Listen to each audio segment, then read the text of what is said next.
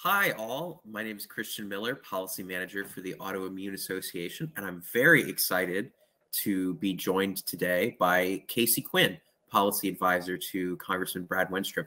Casey, how are you? Good. How are you? Thanks for having me. No, we're so happy that you've been able to join us. Why don't you give us a brief introduction as to who you are and what you do for our members? Yeah, so Casey Quinn, Health Policy Advisor for Congressman Brad Wenstrup.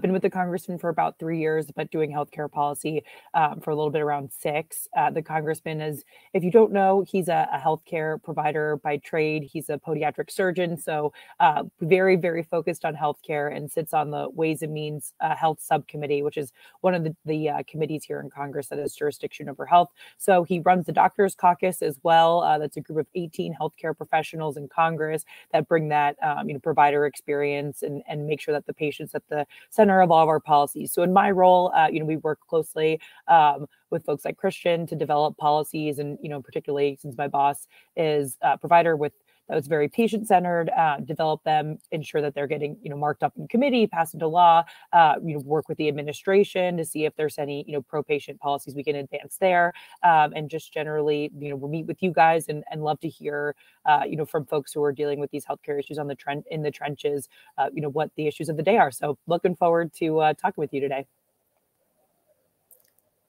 Great.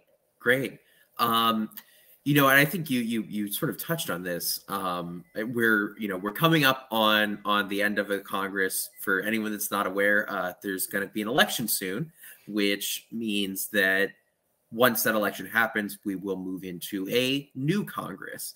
So more or less, it's probably not much is going to happen for the rest of the Congress, as these things tend to go. But Casey, I was wondering if you could comment on, what the outlook is for pro-patient legislation in the coming Congress. Yeah, absolutely. So, we are gearing up and planning for next Congress, which sounds crazy because it's only it's in the fall and doesn't feel, we're talking a lot about the end of the year and next year.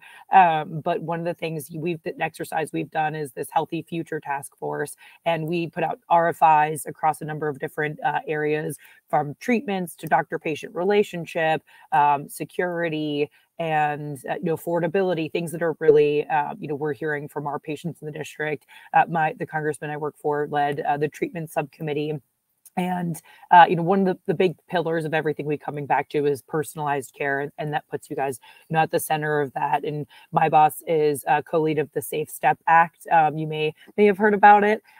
Make sure that those step therapy protocols are streamlined so that patients are getting the care that they need.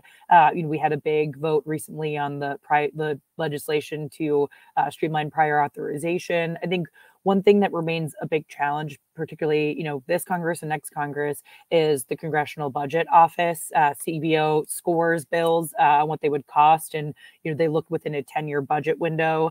And I think, unfortunately, we look at things outside of a 10-year budget window, thinking about if we invest in patients, the savings that you get in the long term. And so, we are certainly very focused on these issues for next year, and are gearing up to have bills ready for day one next year, and would love to work with you guys throughout this process, and then particularly as we get those ready for the floor. That's super exciting, and there's definitely a lot of opportunity for positive change in the near future. Yeah, absolutely. Sort of pivoting from that, a lot of our members are somewhat new to the public policy space and interested in advocacy. And so I would love to get your thoughts as a congressional staffer as to, the importance of advocacy and what you look for. Why do you think it's important for constituents to meet with legislators? Yeah, well, first of all, thank you guys. A huge thank you. I know you don't spend most of your day meeting with congressional staff. It's what we do for a living, but you guys have jobs and lives. And so the fact that you take time out to meet with members and staff is incredibly important. I think, particularly having worked for a doctor, but across the board, hearing from patients who are actually dealing and providers who are actually dealing with these issues firsthand. It's one thing for us to read a policy document, but to hear your stories, that's incredibly impactful and can go such a long way, as you meet with folks to gain co-sponsorships and different things like that. That makes a real life difference. It gets bills passed. So thank you. And, without the work that you guys do, we wouldn't know. We can't, staffers, I'm lucky I only handle healthcare because it's such a priority for my boss, but many staffers handle 10 different issues. And so they don't know, and even within healthcare, there are 101 different things. And so we don't know everything that's going on. And so to have your unique perspective and voice at the table in these conversations is incredibly important. For sure. Moving on from that, Congress has a busy schedule. Sometimes, when you go in to meet, you're able to meet with a member of Congress, and sometimes you're not. What is sort of the value add that staff bring to a meeting as opposed to members? We hear a lot of people are very excited to meet with their member of Congress and maybe a little disappointed when they don't get to. But staff is very important. Yeah. So don't be sad. I know if you're meeting with someone like me, we may not be as cool as a member of Congress, but honestly, first of all, don't take it personally. Their schedules are absolutely insane. Like, I don't even have time to talk to my own boss sometimes when he's up here for a whole week. And so I think the first thing is definitely don't take it personally. But also the staff do a lot of the work. I think, the members are sometimes on multiple committees. They have a ton of different obligations when they're running around up here. And so they really lean on they hire staff as policy experts. And so they really lean on us as they're making decisions. And so even if you do end up meeting with the staff or meeting with the member and the staff is there, the members typically don't make those decisions in the meeting. They'll go back to their staff and say, what do you think? Have you talked to someone? Have you run this by X, Y, and Z? And so you actually, the staff is really a key part in getting whatever it is that you're asking the member to sign on to or to be a part of. The staff is going to be working with them as they make that decision. So I think, that policy expertise and they're kind of a little bit of a gatekeeper. They decide what gets elevated to, the chief of staff and the member. And so, making your case with the staff is probably like one of the most important parts. So don't be offended. We're really cool and fun too. Awesome. From your perspective as a staffer, what makes for an effective meeting and what do you look to get out of meetings? Yeah, so I think you guys can bring two really important things as we meet with folks.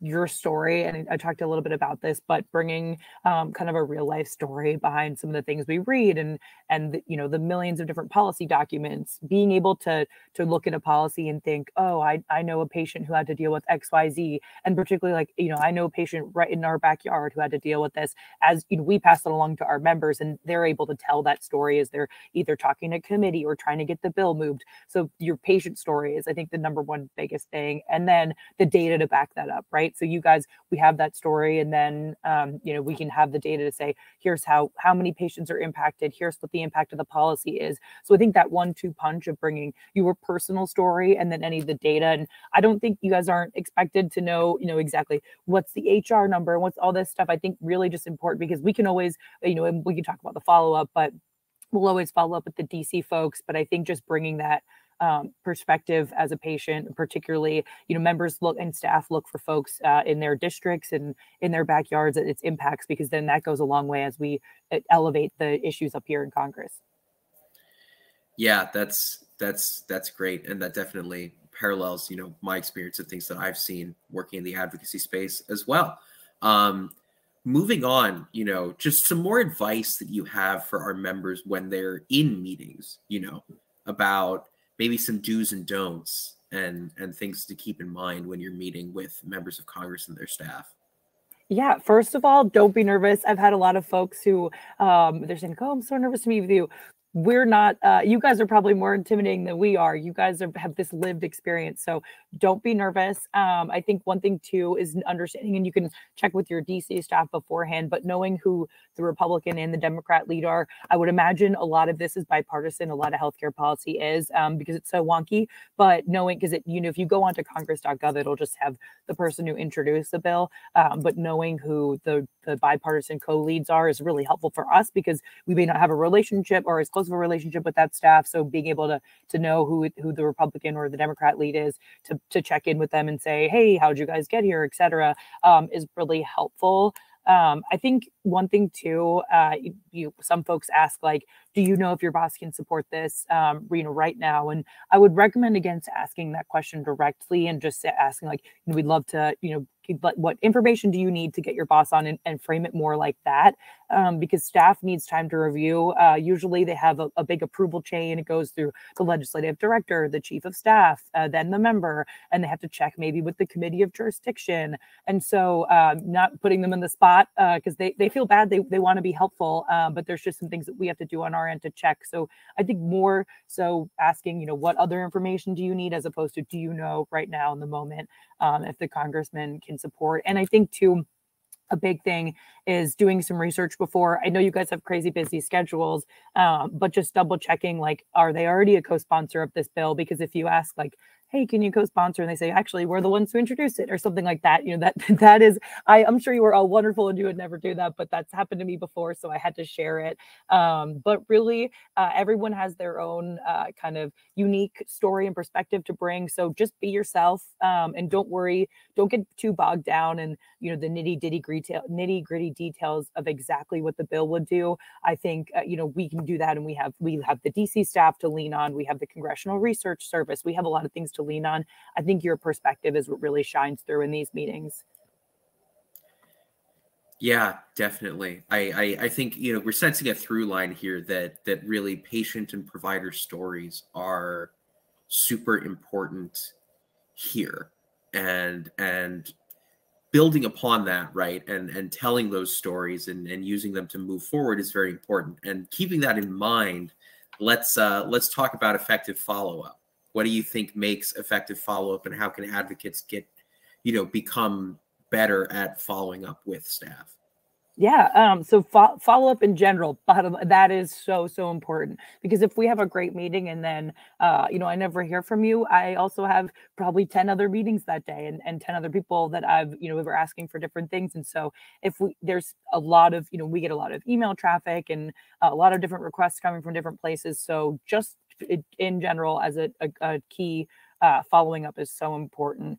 And I think if most staffers, if they're good staffers, will ask you for some extra information or more. They'll have a lot of questions. So anything that wasn't, and don't feel like you have to answer every question on the call. If you don't know the answer, you'll say, I'll just track it down, because we do that too.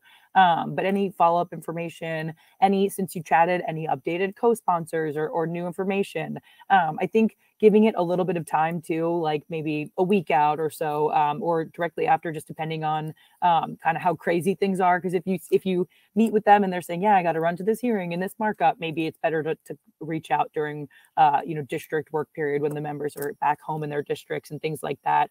But I think any new information, and then anything else they asked you for, but then also too, just offering to be a resource, saying, do you have ever in the future have questions about policies that interact our patient population, use us as a resource. That's really helpful too, because I find myself going back to folks I've talked with saying, I saw this, what do you guys think about this, and things like that. So just offering to be a resource, if you'd be willing, I think is also really helpful. And Casey is the world champion of responding to emails. Legitimately, I'm not being sarcastic at all. She's great. She always follows up. So I like world champion. I will take it. I don't know, but I'm sure there are. I'll get you a trophy made up and ship it over right away. Thank you. And yeah, and I mean, I like to respond to everyone because I know how much time and effort you guys take to come meet with us. If people don't respond right away, don't be offended. I think there's just people get pulled in a lot of different directions, and don't hesitate to do that kind of second touch with people if you hadn't heard anything, just to say in a nice way, like, hey, wanted to follow up and make sure you got this. Please let me know, we can be helpful. Things like that. Don't hesitate to do a double reach out if you don't hear. All right. We're coming up on time, but I know, Casey, you've been, just to sort of to wind this out, Casey, I know that you've worked on the Hill, you've worked off the Hill.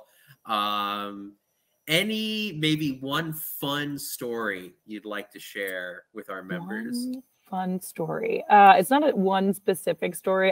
Well, at least one specific story. So, the previous boss I worked for was a 7-year Vietnam War vet, and he was a POW. Was in solitary confinement, so had a lot of injuries, and so he got around the hill on a motorized scooter. And so he always thought it was fun. We would be going to a markup or a hearing or something, and he had this motorized scooter that had 3 dials on it. It was turtle and then medium and then bunny. So he would just crank it up to bunny and thought it was so funny that the staff was sprinting behind him. And, we were like, sir, if you make a sharp turn enough, your motorized scooter is going to flip. He got a kick out of it because he used to be a fighter pilot. And then if you guys are familiar with Congressman Scalise, he was in a scooter for a little bit following his injuries from the baseball incident. And we strapped a GoPro to my old boss's head and had them race around the Capitol. So you'll have to find the video on YouTube. But we do have a little fun up here sometimes. And if you come up here, you'll see some of that. Yeah, DC is not all serious all the time. That's for sure. Well, Casey, thank you so much for your time. This has been a really productive discussion, and thank you for talking to us and talking to our members. Yeah, absolutely. Thank you guys again for thinking of me to join you guys. And again, thank you to all the folks who are listening into this, to doing all the advocacy you do. It sometimes may feel frustrating. It's frustrating for us. We work years on bills, and they somehow you feel like you're running against a wall where they don't get passed. But the work that you guys do goes so far. So thank you guys so much.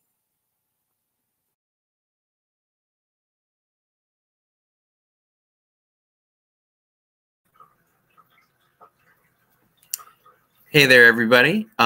Christian Miller again, Policy Manager for the Autoimmune Association. Thank you again to Casey for taking the time out today to talk about Congress.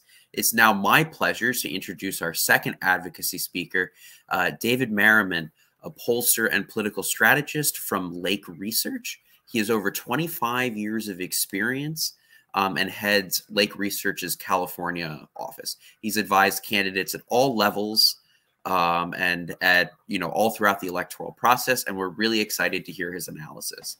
David, take it away. Great, appreciate it. Thank you for inviting me to participate, and want to share with you briefly an overview of what we're seeing in the upcoming midterm elections. I'm sure you've heard we're about to have an election in less than 3 weeks. And this will be enormously important. As Casey indicated, a lot of this legislation having to do with healthcare is worked on in a bipartisan way, and often the most successful bills and legislation are passed with bipartisan support.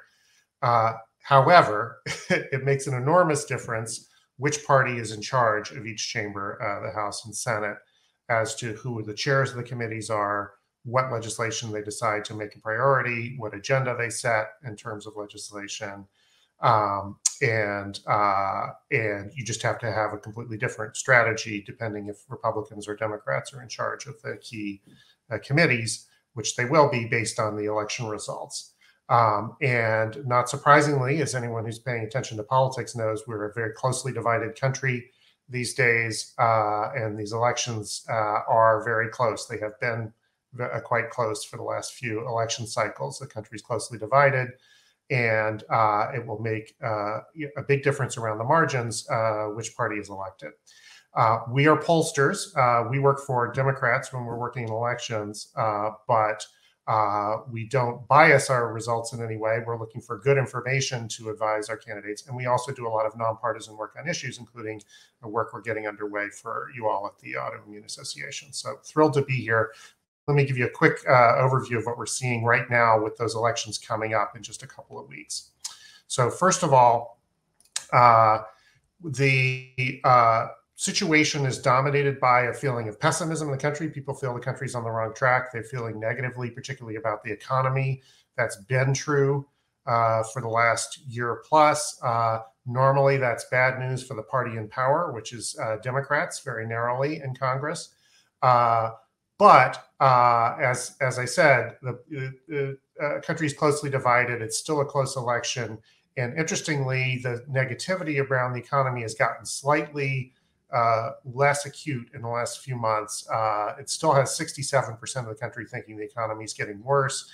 That is certainly a factor and something that's driving voters to vote, swing voters and independents to vote a little bit more Republican, and creating some headwinds for Democrats. So that's something that's in Republicans' favor as we get to the election.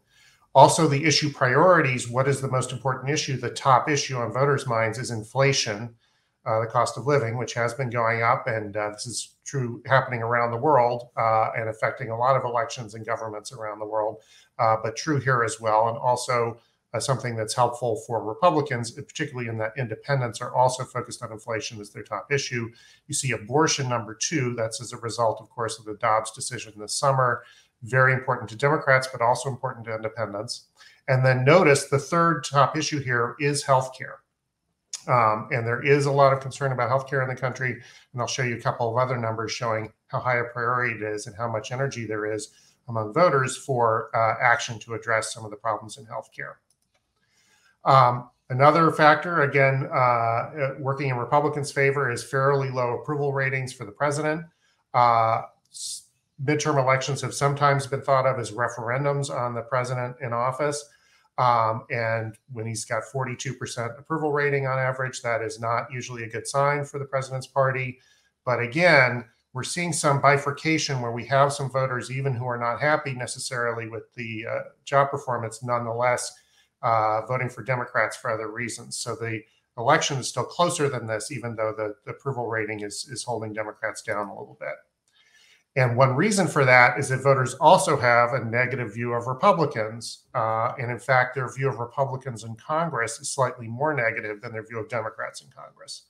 And one of the things the Democrats are trying to do strategically in this election is make it more of a choice rather than a referendum.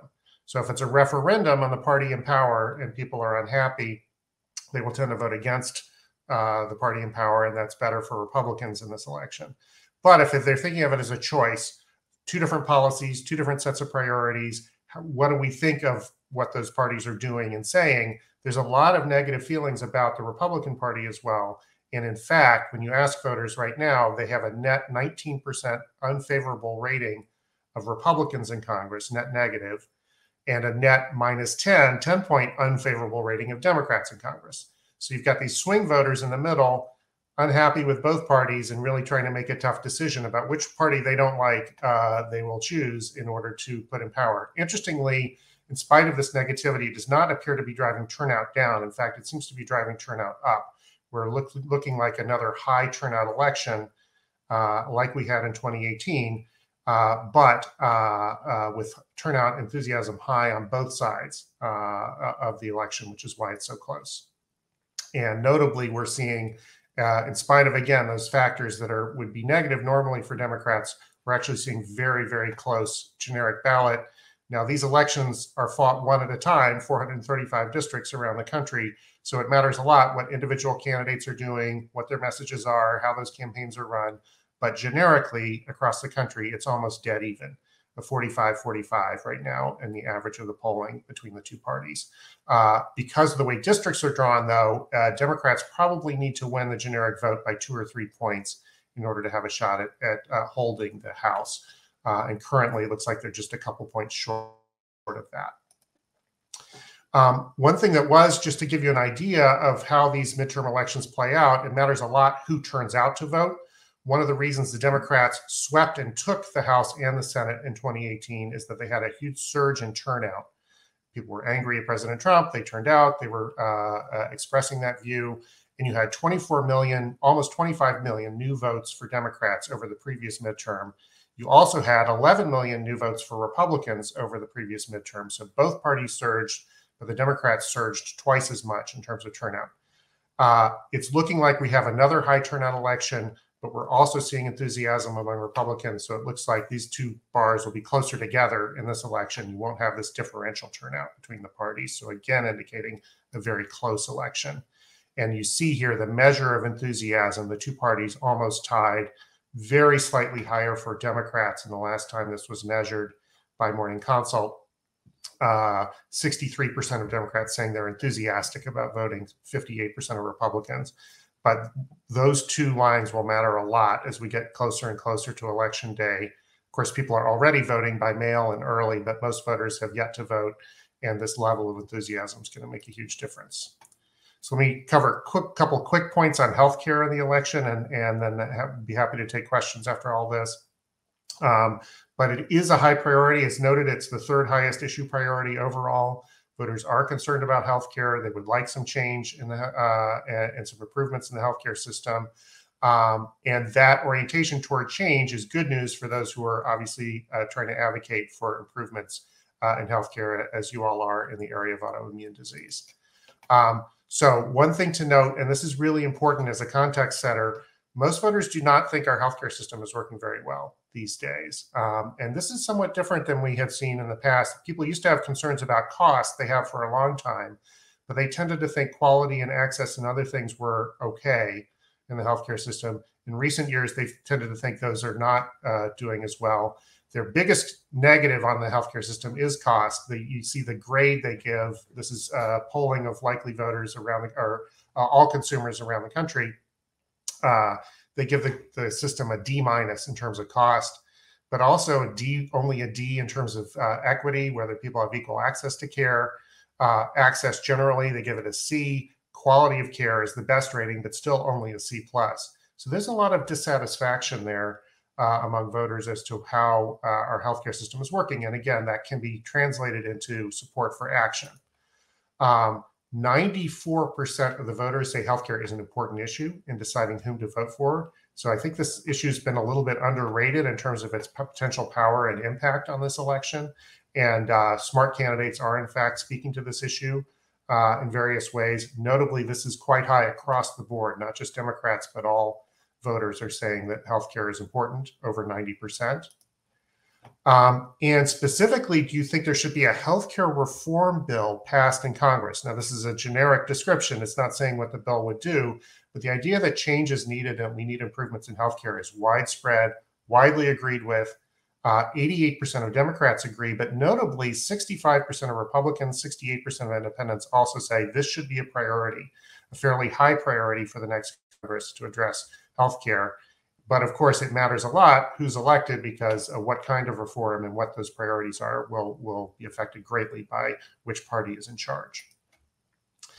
And then finally, and this is important for the candidates we work for who are Democrats, who do you trust more between the two parties to handle healthcare? The partisan voters trust their own party, of course, but notably among independents, they trust Democrats more than Republicans by 18 points, which is one reason you'll see Democrats talking more about this issue and saying it's a priority for them, because they know the independent voters believe Democrats have a better agenda, better priorities on healthcare than Republicans do. And that translates to a 15-point advantage overall among voters. To the extent there's more attention to healthcare as an issue, that's going to be helpful for Democrats in the final vote. And then finally, I'm sorry that the text on this slide is hard to read, but the bottom line is we've been testing some of the policies, and in this case, the set of policies that were already enacted in the Inflation Reduction Act that the Democrats passed earlier this summer. And three of those, when you test different elements of that legislation, the three most popular ones, and the ones we've been encouraging Democratic candidates to talk more about, are the legislation placing a limit on out-of-pocket prescription drug costs, capping monthly out-of-pocket costs for insulin, and authorizing the government to negotiate the price of prescription drugs through Medicare. Those are very popular policies, and we're encouraging Democrats to talk more about it, because those are things that voters support and agree with very strongly. Obviously, again, which of these policies stay in place and which further policies are advanced and what type of reform is going to matter a great deal depending on who is elected. So that's a quick overview of where we're headed in terms of the election, but happy to take questions, and I appreciate you all being here. And this is my team members who helped with these findings. Do we have any questions for David?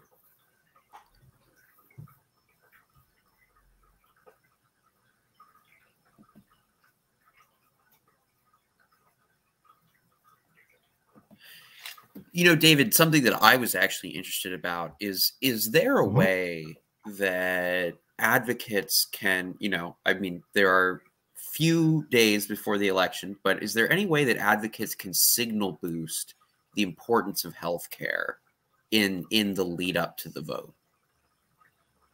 Yes, that's a great question. Certainly, there are still candidates are out there campaigning, right? And these, and particularly in the swing districts, and they're holding live events, they're holding virtual events like this one.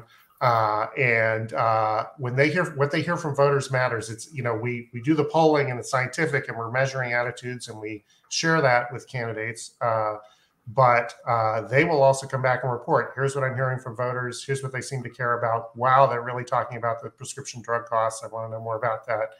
And certainly in the case of the need for some changes in terms of access to treatment that are needed for you all in the Autoimmune Association, those are issues when candidates hear about it directly from the voters. This is the time of the election. Like earlier in the year, they were out raising money.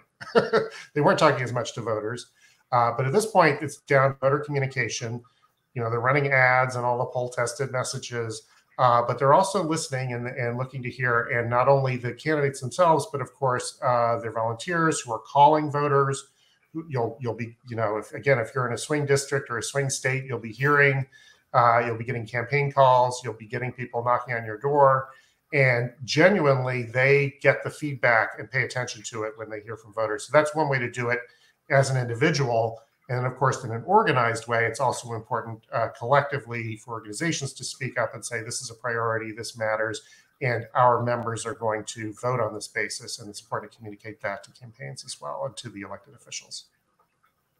No, that's great. I think we're just about at time, but thank you so much for joining us, David, and thank you for your insights. We really appreciate it. Pleasure. And then furthermore, thank you to all of you for listening in on our advocacy session, and thank you to Casey Quinn for joining us earlier. If you're interested in getting more involved in advocacy, we have a survey going around to, you know, collect interest and information. And, you know, if you're interested, please fill that out and we'll get in touch with you soon. Thank you so much. Bye, all.